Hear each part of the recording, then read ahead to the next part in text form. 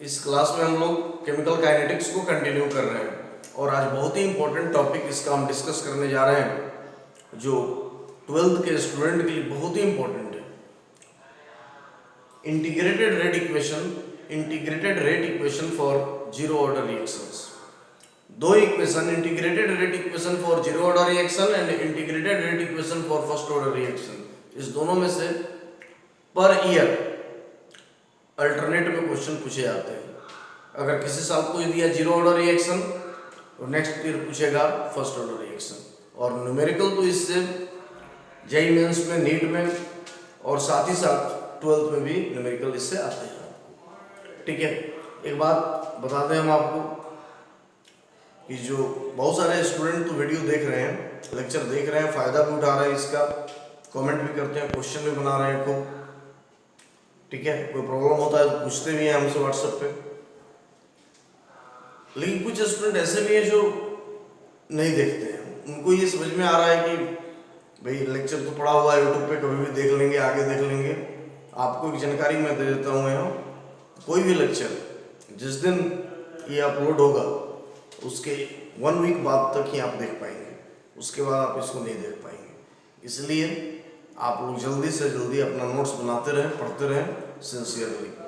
जिस दिन लेक्चर मिलता है प्रयास करें कि उसी दिन आप नोट्स बना लें, कंप्लीट कर लें।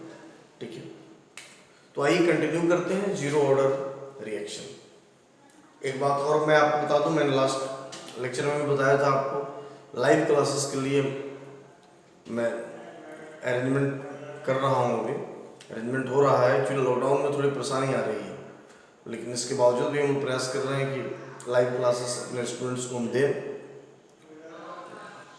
ऐप के थ्रू आपको मीटिंग आईडी और पासवर्ड वगैरह सब मैं दे दूंगा जब अरेंजमेंट हो जाएगा क्लास का। तो और लाइव क्लासेस का टाइम फिक्स होगा, पहले मैं इन्फॉर्म कर दूंगा क्या टाइमिंग होगी, और उसके बाद आप आकर लाइव पढ़ सकते हैं और लाइव क्वेश्चन पूछ सकते हैं। बहुत जल्दी आप लाइव क्लासेस, लाइव सेशन आपके लिए होगा। ठीक है, तो integrated rate equation for zero order reaction, ये मैंने लिखा है, integrated rate equation for zero order reaction. तो देखो हमने यहाँ लिखा है let A zero order reaction A converted to product. एक जीरो ऑर्डर रिएक्शन हमने अपने से मान लिया, तो इसका जब रेट लिखते हैं हम लोग, डिफरेंशियल रेट इक्वेशन लिखते हैं, तो हमने आपको सिखाया था रेट कैसे लिखते हैं रिएक्टेंट के रेस्पेक्ट में, minus D A by D T, यानी change in the concentration of reactant by change in time. आप ऐसे ही लिखते हैं, rate equal to minus D A by D T. Clear हो गया। नेक्स्ट है रेट लॉ के अकॉर्डिंगली। अगर आप रेट लॉ याद करें तो रेट लॉ के अकॉर्डिंगली रेट इक्वेशन आप कैसे लिखते हैं, रेट इक्वल टू के यानी rate constant into concentration of the reactant to the power alpha. Alpha हम मान लेते हैं यहाँ ऑर्डर ऑफ रिएक्शन। तो ये जो रेट लिखा है हमने डिफरेंशियल रेट इक्वेशन लिखा है, और यहाँ रेट लॉ के अकॉर्डिंगली हमने रेट लिखा है इस रिएक्शन का। ठीक है, इसमें तो किसी को कहीं कोई दिक्कत नहीं होनी चाहिए। क्लियर हो गया। अब देखो यहाँ पे here alpha equal to zero, चूंकि हमने माना है कि यह जीरो ऑर्डर रिएक्शन है तो अल्फा क्या हो जाएगा, जीरो। जब यहाँ तो इसको कंटिन्यू करोगे तो rate equal to K A to the power zero, तो anything to the power zero क्या हो जाता है, 1, तो rate equal to K into 1। Clear हो गया। अब देखो यहाँ पे आओ, hence rate equal to K, rate equal to यहाँ पे क्या लिखा हुआ है, के लिखा हुआ है। ठीक है, अब देखो, अब यहाँ पे रेट है minus D A by D T, यहाँ पे रेट है के। ठीक है, अब इस दोनों को हमने, दोनों इक्वेशन को, ठीक है, इक्वेट कर दिया, तो minus D A by D T equal to के।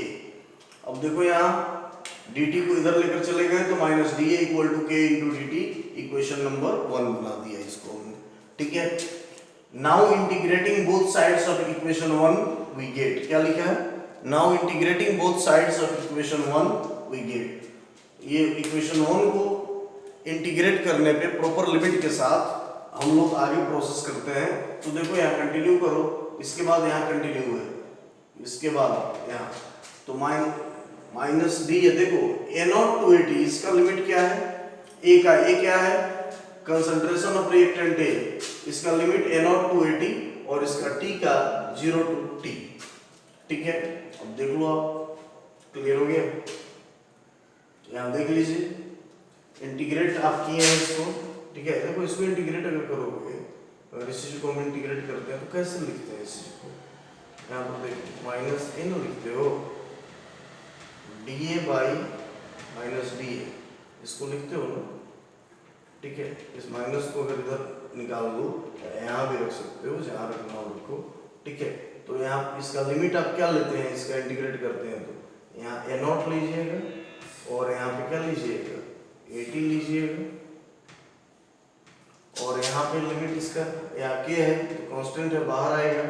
इसको t को इंटीग्रेट कीजिएगा, बताइए कहाँ से कहाँ तक करेंगे इसको, t इक्वल टू 0।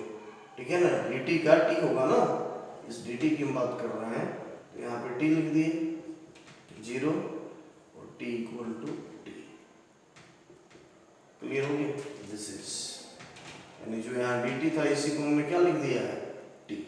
कोई दिक्कत नहीं, क्लियर हो गया? दिस इज हो गया। इसके बाद हम यहाँ पे आ गए। ठीक है, इसको इस फॉर्मेट में हमने लिख लिया, dA a0 to t 80, dA को a0 to 80 और k यहाँ पे t, इसका लिमिट 0 to t। देख लो, ठीक है, कोई कंफ्यूजन नहीं होना चाहिए। ये dt है, फिर से बता दें, इसी dt यहाँ पे ये कर दिए, यहाँ पे देख लो, और यहाँ dt था तो यहाँ पे क्या लिख दिए, t लिख दिए। कोई दिक्कत नहीं है, होना भी नहीं चाहिए। क्लियर हो गया? सभी स्टूडेंट को समझ में आ गया? ठीक है, यहाँ पे लिखना क्या चाहिए था, t, लेकिन आपको चूंकि समझ में, अगर आपको लगता होगा कि ये dt कहाँ चला गया, ठीक है, तो इसलिए हमने यहाँ पर भी एज यूजुअल लिखा है, लेकिन आगे हम इसको मॉडिफाई करके यहाँ लिख दिए हैं। यहाँ देखो इस इक्वेशन में a0 to 80 k, यहाँ पे t है 0 to t। अब देखो भाई, upper limit minus lower limit होता है, तो 80 माइनस a0 होगा, क्या होगा, 80 माइनस a0 होगा, 80 माइनस a0, लेकिन पहले से यहाँ माइनस लगा हुआ है, यहाँ होना चाहिए, अगर ये माइनस नहीं रहता तो क्या होता, 80 माइनस a0, लेकिन अब चूंकि ये माइनस लगा हुआ है, तो ये जब माइनस साइन के साथ 80 माइनस a0 करोगे और उसके पहले माइनस से मल्टीप्लाई करोगे, तो हो जाएगा तुम्हारे पास a0 माइनस 80 आ जाएगा ना। यहाँ पर देख लो क्या आ जाएगा, a0 माइनस 80। कोई दिक्कत नहीं है, तो यहाँ लिख दिया हमने a0 माइनस 80। होता है फाइनल माइनस इनिशियल, होगा भी वहीं 80 माइनस a0, लेकिन उसके पहले माइनस लगा हुआ है, तो फिर अगर माइनस साइन को ब्रैकेट का यहाँ पे जो प्रोसेस करोगे, आप देख लो, ये फिर से समझ लो बात को, होता अगर ये नहीं होता तो होता 80 माइनस a0, लेकिन यहाँ ऑलरेडी माइनस लगा हुआ है भाई, तो ये ब्रैकेट के अंदर जब माइनस जाएगा, मल्टीप्लिकेशन में प्रोसेस करोगे इसका, तो आ जाएगा a0 माइनस यहाँ 80 equal to kt। k equal to, अब देख लो, a0 माइनस 80 बाई t। आप जानते हो, यहाँ पर देखो बहुत ही इंपॉर्टेंट डिस्कशन है, k है रेट कांस्टेंट, ठीक है, t है टाइम ऑफ रिएक्शन, a0 क्या है, initial concentration of reactant A, at क्या है, concentration of reactant A left in reaction vessel after time t।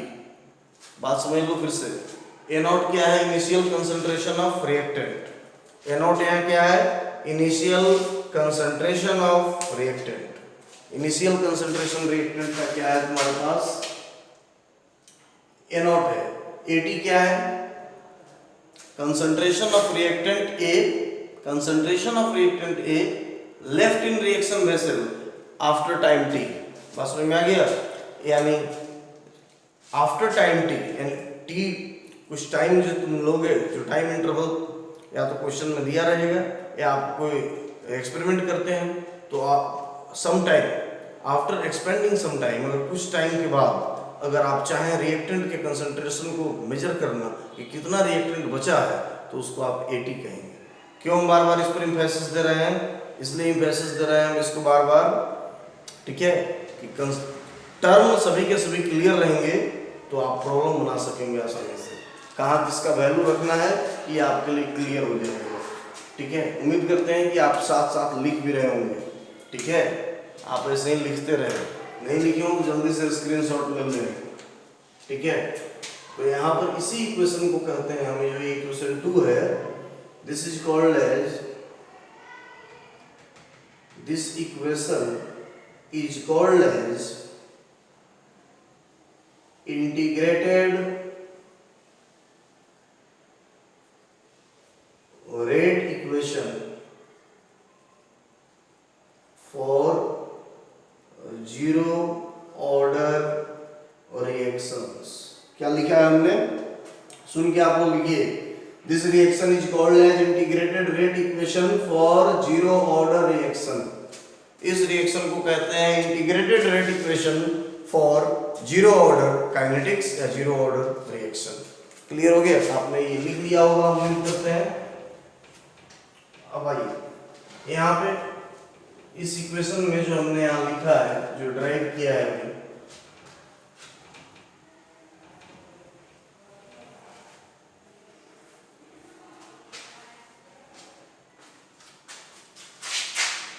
हमने ड्राइव किया है जीरो ऑर्डर के लिए k equal to a0 minus at by T. Clear हो गया, यही इक्वेशन है। यहाँ पे आप इसी को कंटिन्यू कीजिएगा इसके नीचे, ठीक है। मैं फिर से यहाँ लिख दिया हूँ, हियर a0, यहाँ पे पहले k के बारे में जान लीजिए, k क्या है, रेट कांस्टेंट है, rate constant for zero order reaction, zero order reaction, zero order reaction का ये रेट कांस्टेंट है। क्लियर हो गया। के a0 क्या है यहाँ पर भाई, ये a0 बोलो, initial concentration of reactant A। a0 क्या है, initial concentration of reactant A। a0 is the initial concentration of reactant A, और रिएक्टेंट A का इनिशियल कंसंट्रेशन है, ठीक है। AT क्या है यहाँ पे, देखो AT टर्म को जानो, क्योंकि क्वेश्चन जब बनाओगे तो ये टर्म ही काम आएगा, वैल्यू इसके रखने होंगे तुमको। AT क्या है तो देख लो, कंसंट्रेशन ऑफ रिएक्टेंट A, हमने यहाँ रिएक्टेंट को A माना है, concentration of reactant A after, देखो यहाँ पे आफ्टर टाइम t, अगर t टाइम के बाद अगर आपने कुछ टाइम इंटरवल ले लिया, आप अगर रिएक्शन को ऑब्जर्व कर रहे हैं, मान लो t इक्वल टू 10 मिनट हो गया, कोई रिएक्शन आप शुरू कर रहे हैं जीरो से। जीरो का मतलब क्या हुआ, जीरो कहने का मतलब ये जहां से टाइम आप स्टार्ट करते हैं, जहां से आप स्टार्ट करते हैं टाइम, उस पोजीशन की हम बात कर रहे हैं, तो वहां से आप स्टार्ट कर रहे हैं, ठीक है।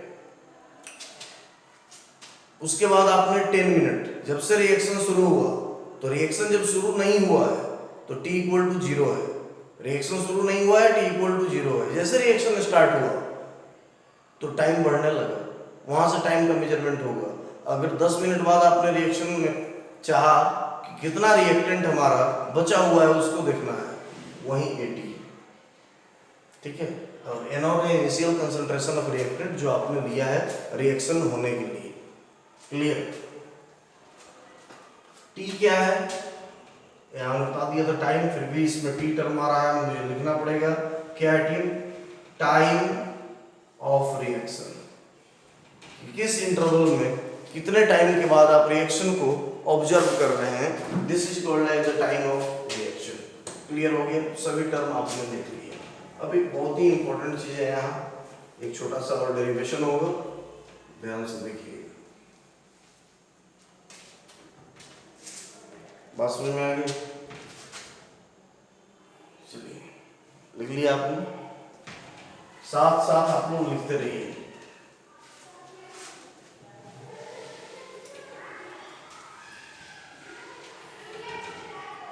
क्वेश्चन नंबर जो आपने लिखा है 2, इससे क्वेश्चन बनेगा, ठीक है। जो भी इनबॉक्स में मैं डाल देता हूँ यानी क्वेश्चन का हिस्सा बनेगा, ठीक है। ये आप जानते हैं शुरू से हमारे पढ़ाने का पैटर्न। अब देखो यहाँ पे let initial concentration of reactant A equal to A mole per litre. ये हमने मान लिया रिएक्टेंट ए का initial concentration A mole per litre, ठीक है, ये हमने मान लिया।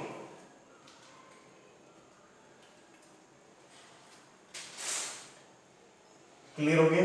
ए मोल पर लीटर, स्मॉल ए मोल पर लीटर को हमने मान लिया initial concentration of reactant. If x mole per liter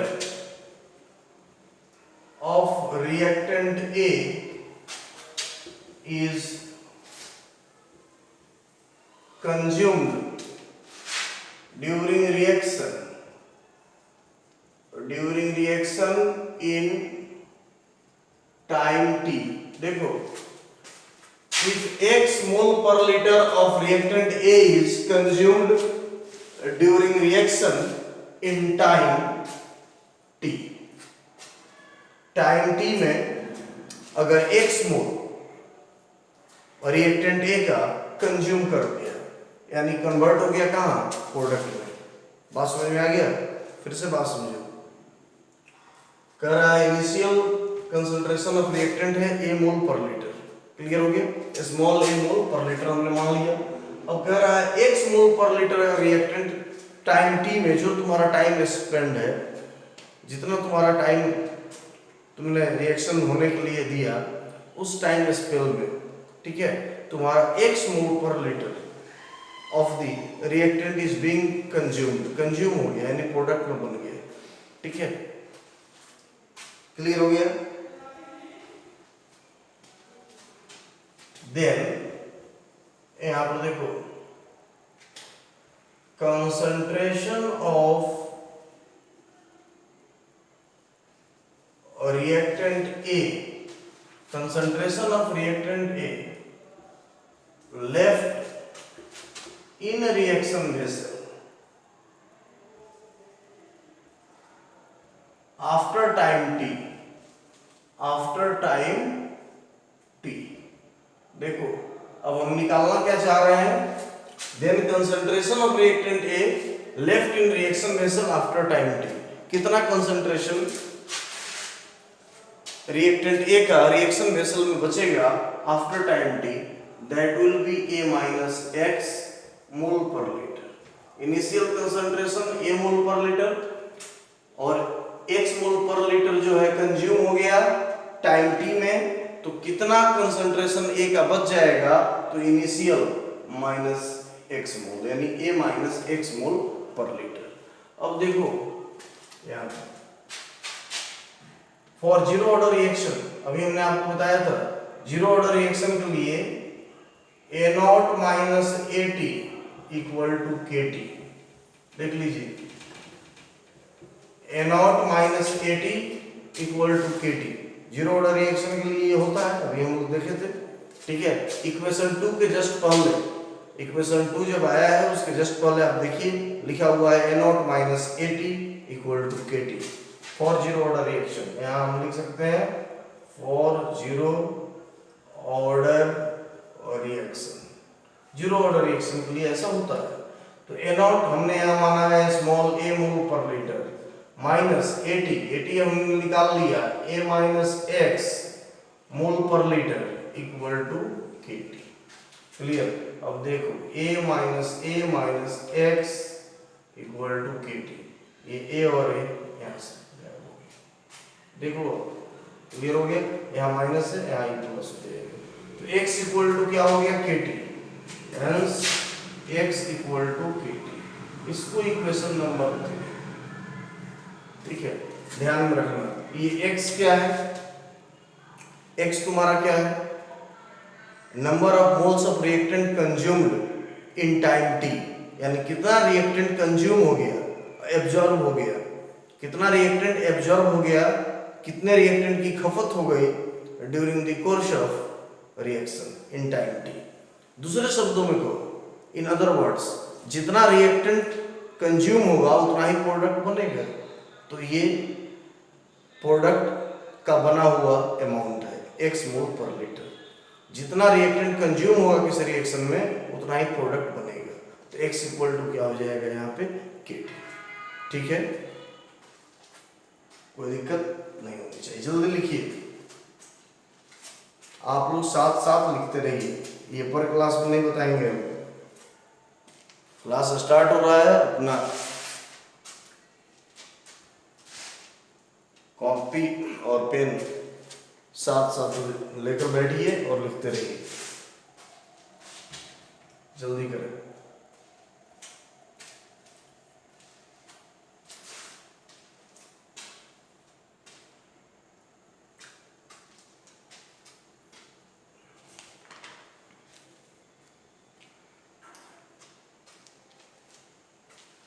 clear हो गया? अब एक दूसरा इंपॉर्टेंट डिस्कशन करते हैं, जीरो ऑर्डर रिएक्शन से रिलेटेड एक दूसरे टर्म का एनालिसिस करते हैं।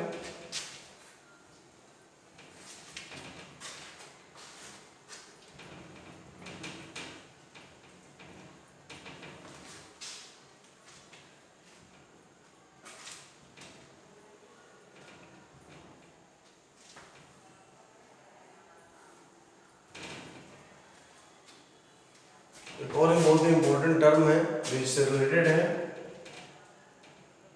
हाफ लाइफ पीरियड, और इसे आप कहते हैं हाफ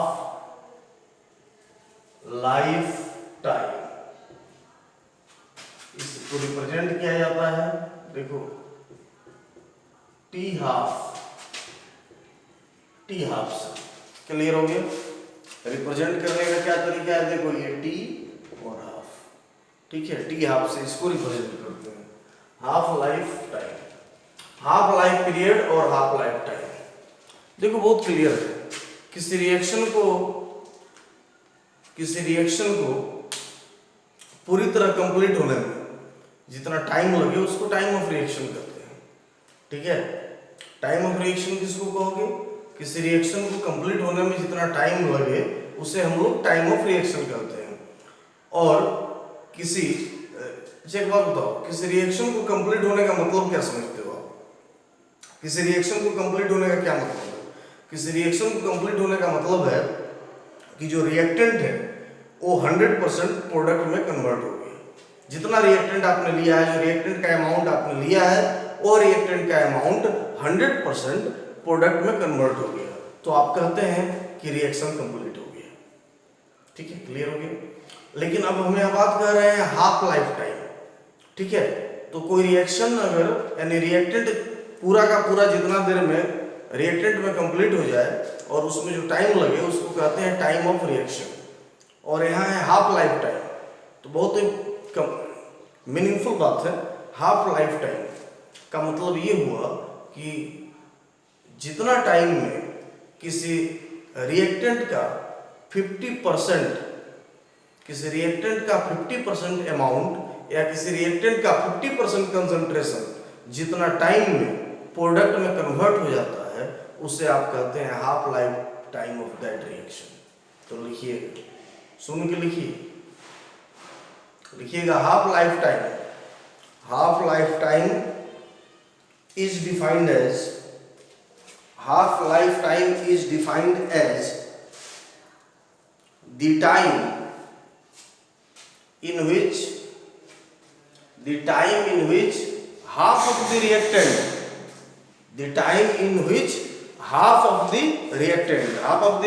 मतलब 50% of the reactant। ठीक है, जितना आपने रिएक्टेंट लिया है उसका 50%, in which half of the reactant is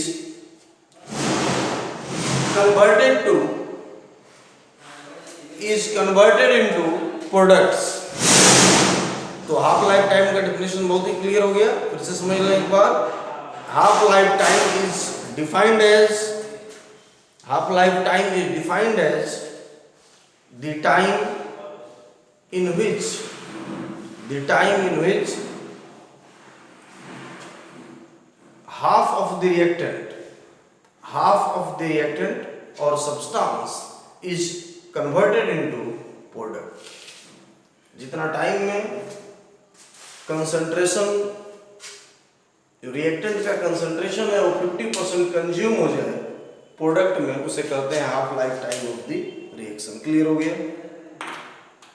अब देखो यहाँ let A general reaction of zero order, एक जीरो ऑर्डर रिएक्शन आप यहां देख रहे हैं, ठीक है। A get converted into product, A product में कन्वर्ट हो गया। क्लियर हो गया? अब देखो at T equal to zero, T equal to zero यानी रिएक्शन स्टार्ट होने के पहले का टाइम, ठीक है। टी इक्वल टू जीरो, जब आपने रिएक्शन स्टार्ट अभी नहीं किया है तब के टाइम की हम बात कर रहे हैं। टी इक्वल टू जीरो, यहाँ पर देखो इनिशियल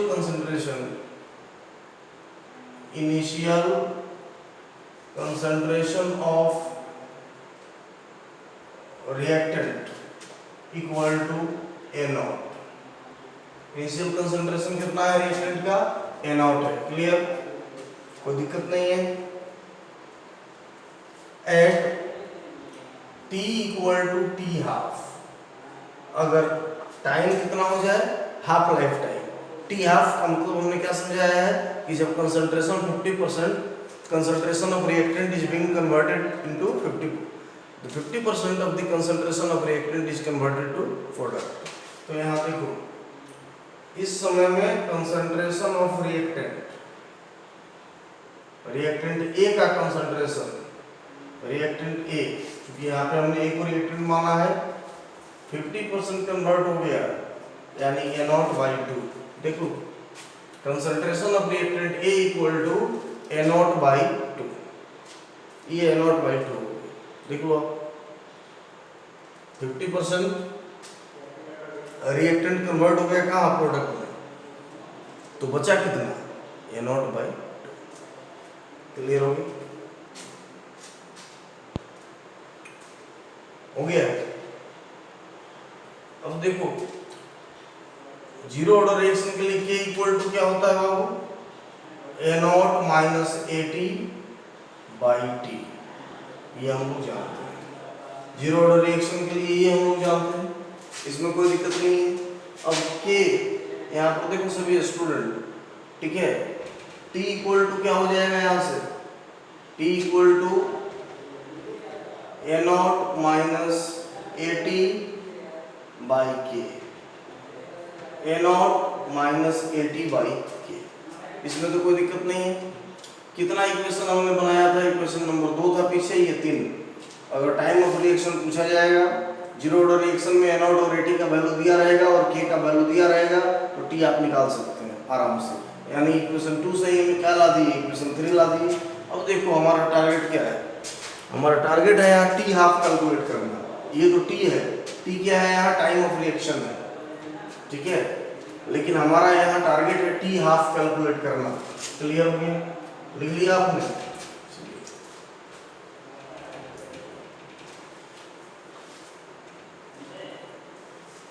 बिल्कुल हम आराम से बता रहे हैं आपको, इजी वे में, जिससे आप सीख पाए, ठीक है। फाउंडेशन स्टूडेंट आराम से इसी को सीख पाए। तो यहाँ पर देखो अब टी हाफ, अगर इस टी को इक्वेशन 3 से ले रहे हैं, अगर ये टी हाफ हो जाए तो यहाँ पे इनिशियल कंसंट्रेशन A0, AT देखो AT, अब यहाँ AT क्या लिखना पड़ेगा? A0/2। क्या लिखोगे यहाँ पे AT को? A0/2, क्योंकि आफ्टर टाइम T ये कितना हो जाएगा? A0/2। क्लियर हो गया? और भाई यहाँ पे क्या हो जाएगा? K।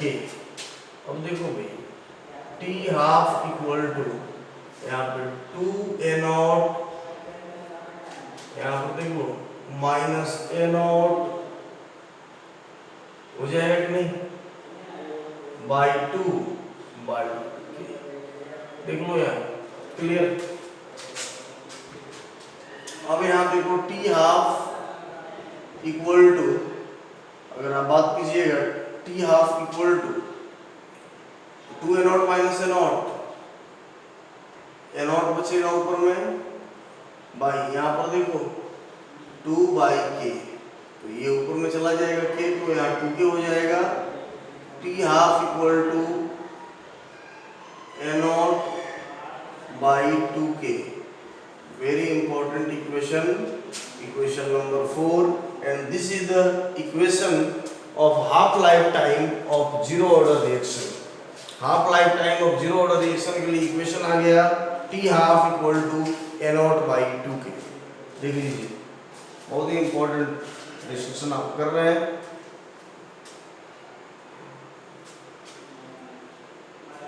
T half equal to a0 by 2k हो गया, क्लियर।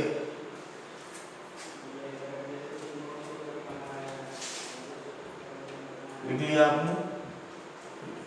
ये क्वेश्चन भी आता है 12th क्लास में, derive an equation for the half life period of zero order reaction. Derive an equation for the half life period of zero order reaction, clear हो गया।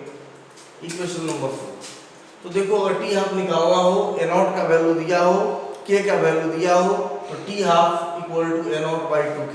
Here T half is the half life time of zero order reaction. ये T half क्या है यहाँ, half life time या half life period of zero order reaction, clear. देखो T half को कभी कभी लिखा हुआ मिल जाएगा टी 50%, इसका मतलब यही होता है T half equal to T 50%, ठीक है। टी हाफ और टी 50% सेम होता है, क्लियर हो गया।